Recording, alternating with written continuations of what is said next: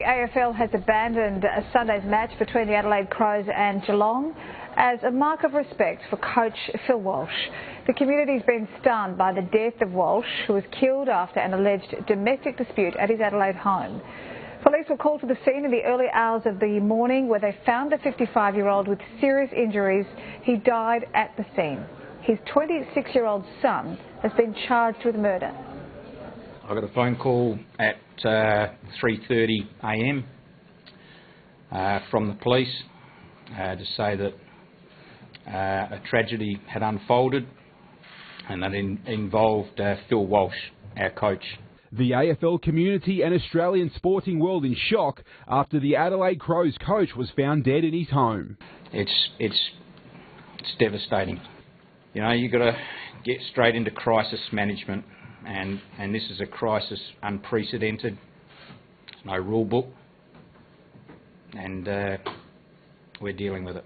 Our game is in mourning today, and I speak for the whole of the AFL, our clubs, our players and our staff in passing our deepest sympathies to Phil Walsh's family and friends. According to police, Phil Walsh's son was at the family Somerton Park home at around 2 in the morning when there was an argument and Phil was fatally injured. Walsh's wife was taken to hospital with non-life-threatening injuries. Their 26-year-old son subsequently arrested and charged with murder.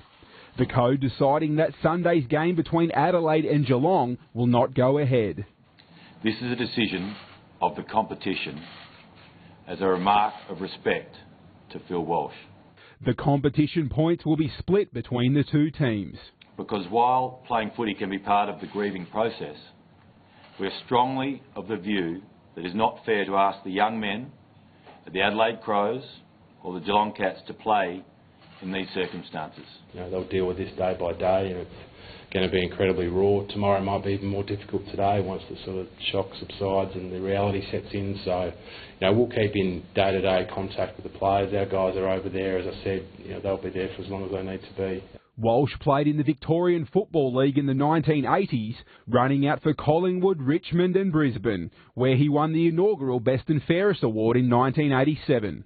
Following his retirement, Walsh linked up with Geelong as a strength and conditioning coach before being appointed assistant coach at Port Adelaide in 1999. He became an assistant coach at West Coast before returning to Port Adelaide in 2014. Later that year, he joined arch rivals Adelaide Crows, replacing Brenton Sanderson as head coach.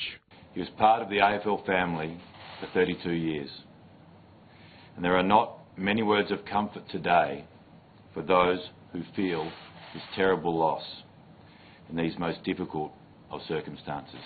Phil Walsh was 55. Joden Perry, Sky News.